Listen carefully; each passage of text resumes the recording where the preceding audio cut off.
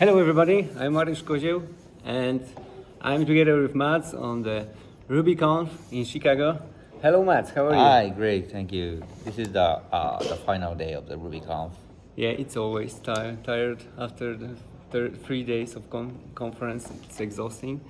Yeah, I invited you here to talk about the community, Yeah. which is a really important topic for me, as I am a founder of Ruby Europe, and we are trying to help and grow community around Europe, but not only, of course. Our mission is to help community worldwide and bring more Ruby into the market. So our second pillar is learning Ruby. What do you think about the idea? Do you feel that there is a need of that kind of organization? Of course, the community, the Ruby community is very crucial to the, you know, the the popularity and actually for the existence of the language is very dependent to the power of the community. So the community is very important for us.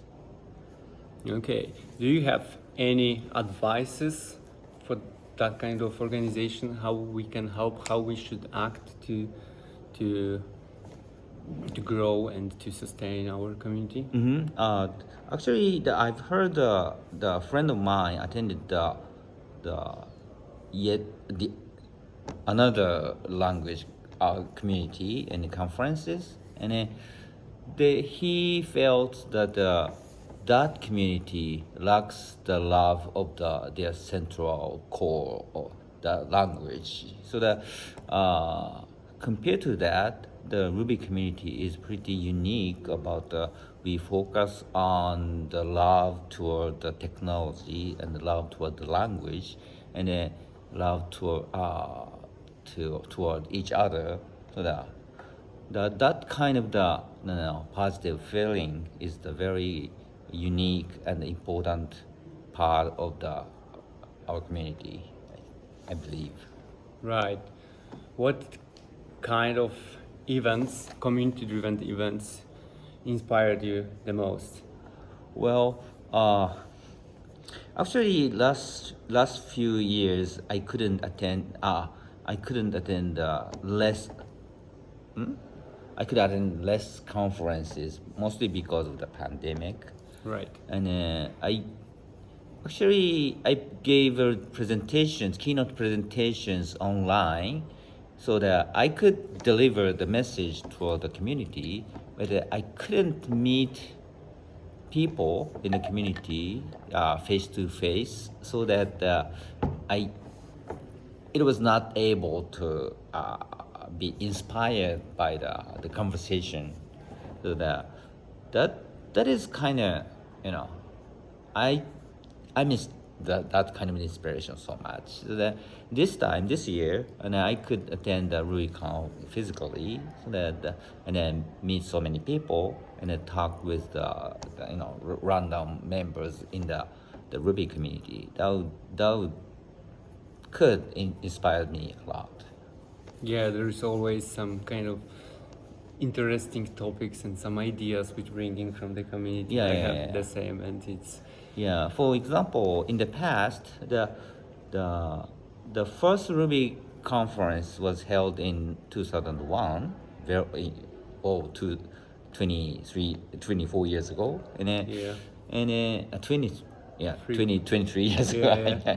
Sorry. Almost four. Yeah, almost four. And then at that time, it was very small conference of the attendees of, I don't know, 30, 38, 36, and that kind of the very small conference. But that in that conference we discussed about the packaging system, and during the conference we made the first prototype of the Ruby gem. So that was the power and the inspiration of the meeting people. And now Ruby Gems, the one of the biggest library of the Ruby application and Ruby frameworks and the Ruby libraries, and it grows a lot. And then it work it worked as the very convenient tools for the Ruby programmers. The, so you know, the gathering of the Ruby users and the Ruby programmers inspired each other, could bring more technology and more value to the language. Right. Yeah. Do you have any specific moment in the Ruby life where you have this important point where the community showed up and he was inspired by that? One story maybe which you remember the most? Yeah. Since the first RubyConf in 2001, meeting people helped me and inspired me a lot. And every year I gave keynote presentations, and to prepare that kind of the keynote presentation, so that formed that could help me to form the vision of the Ruby, and which direction should I should take for the future. That kind of the opportunities helped me a lot, and they gradually formed the vision for the future of the Ruby language. Okay. The Ruby Europe focus is mostly on the small meetups in the small, not small, sometimes are bigger, sometimes smaller, but to help establish all those places in Europe which are not revived after the pandemic, or they struggling with some problems with speakers or attendees, etc. Do you feel that these small meetups are important, and do you have them in Japan too? Actually, the small meetings are pretty much important. For example, that as I told you, so that the first RubyConf was 30-something people. That is quite small, and then but despite the size, that meeting inspired us to have the Ruby gems, so that the influence was huge, and that kind of things could happen in every small meetings, and even without the core committers or the creators, and just meeting could help create the value. For example, Ruby on Rails itself is not really inspired by myself, but DHH created the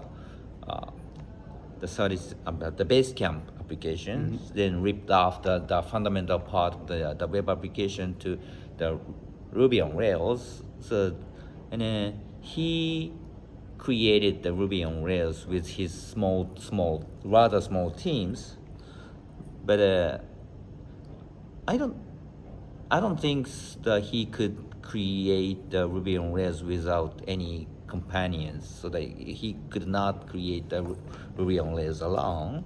But that kind of the discussion, interactions, and the inspiration could be driven by the group of people that we call community. Right. Yeah, from my perspective, the small meetups are the place where you have small amount of people, like you said, and the topics are going deeper, and you can discover something important, or you can bring your idea, to your jam or something like that, thanks to that. Yeah, considering the size of the conference, like this conference is 600, 700 people there, and the last Europa has 700 people. Right. And the big conferences are very, important, and we can enjoy them. But at the same times, it is impossible to meet everyone. Same feeling here. Yeah, so the smaller group can, nourish the deeper communication between the non-member or something.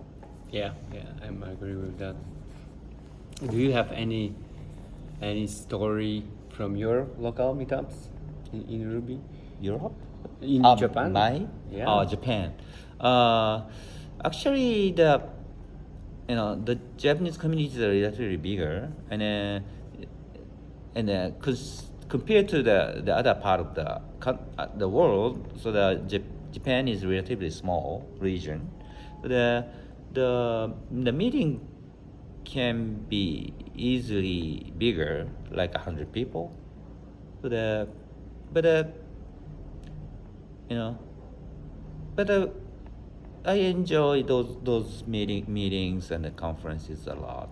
So we feel comfortable, and some very important gems and the values and techniques also came from Japan, mostly because we have the you know, the deeper communication between the Ruby community members in Japan. Okay, maybe there is something how we can help you, Ruby core team, to sustain, to develop. Maybe do you have any ideas which we can bring to the community and for those who are. Yeah, but we are not going to force anyone to contribute to the core. But the working with the core is very interesting and enjoyable work. For example, the Victor Shevelov from Ukraine helped to contribute to the core for a long time, and then he also compiled the articles about our new changes and its background and the rationale or something. And then that is very important help, especially considering his country's situation. And Right. yeah, I appreciate that a lot. Yeah, and probably if through the community effort, so someone raised their hands and they're willing to contribute to the core, we are all welcome to the the effort and the work to contribute to the core. Yeah, great. Maybe you have some ideas how we can, what kind of tools or how we can help bring new Ruby developers to the market. Well, first of all, involving the existing tools, like say, we have RubyConf from Poland. Is he Polish? I don't know, somewhere, somewhere in Europe. And the RubyConf and Ruby LSP from and the recent improvement of the language development productivities comes from the tools like a RubyConf, LSP, and like a Ruby formatter or something, or even the IDE plugin or something like that. So that contribution to those tools also is the big contribution to the Ruby language as a whole. Ruby language probably ecosystem or something. Yeah. So we welcome to contribute to the core in, say, improving the Ruby language. Libraries written in Ruby language, or some part of some part written in C programming language. And other than that, so we have the contributors to improve the documents, which does not require any C ability, and we have a lot of things that can be improved, like our websites or the website translation, or maybe the document to the core language and the tools. So and then maybe we have some bookkeeping about the issues or something, or maybe we received a lot of bug reports and the feature requests and something. Maybe someone can contribute to the triage these a lot of issues, and the most of our core contributors are the poor at managing the bookkeeping of these issues. So that kind of the bookkeeping itself can be the huge contribution. So there are a lot of things that they can do, but the most important things is that I don't want to force them to do anything. So that if you're willing and if you find joy in working with Ruby, so that please, we are welcome. We welcome. Yeah, I have this sentence in one of my presentations. I try to remind it that the strength of our community lays down in the contribution of every member. And it's important. Doesn't matter that you are a contributor to open source, to the helping core team, attending conferences, speaking.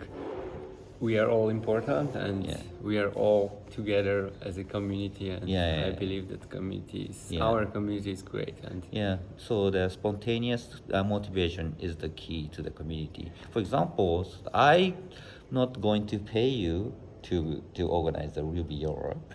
And I didn't assign you to the manager of the Ruby Europe. But you spontaneously raise your hands to organize the power and the community in the Europe region.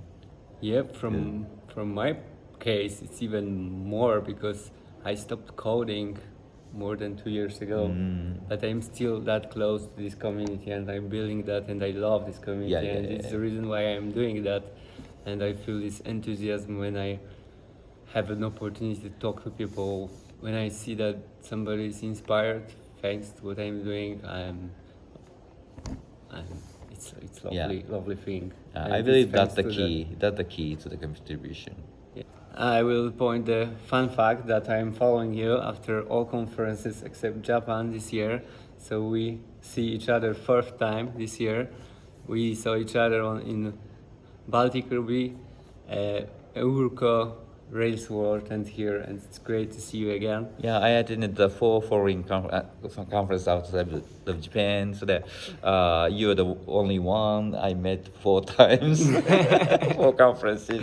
But I have only 3 photos. I don't know, I was maybe shy to do the first one. Okay, then take a photo later. From that one I have it already. It's great to have you here. And it's great that you are still building that. And I really convince you people to see the keynote, which Matz gave us when the video will show up. Thank you so much for everything what you are doing. Thank you. And that you changed my life. Thanks. Thank you.